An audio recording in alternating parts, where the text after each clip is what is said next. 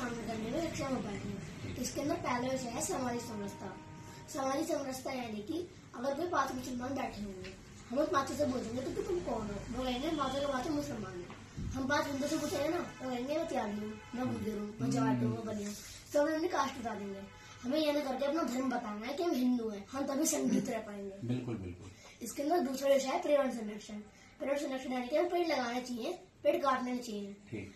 आप मान लीजिए आपने मुझे 1 गिलास पानी दिया, मैंने उसमें से आधा पिया, आधा फेंक दिया, वो वेस्ट चला गया, उसका तो पेड़ में डाल दो या आपको जितना चाहिए उतना लीजिए। ठीक। इसके अंदर तीसरा विषय है कुटुंब प्रबंधन, यानी कि बच्चों को, बड़ों को, बूढ़ों को एक दिन निश्चित करना कि इस दिन हम बैठेंगे और हमारे पूर्वजों के बारे में, महाभारत और रामायण के बारे में बातचीत करेंगे।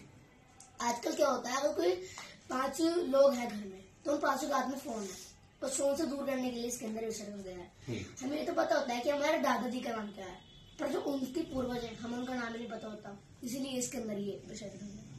इसके अंदर चौथा विषय है स्वदेशी का भाव। स्वदेशी का भाव यानी कि हम जितनी चीजें यूज करते हैं ना, सारी विदेश चीजें यूज करते हैं। हम विदेश चीजें यूज नहीं करते, जो हमारे देश चीजें हैं, हमारे भारत में बनी है, हमें उनका यूज करना चाहिए।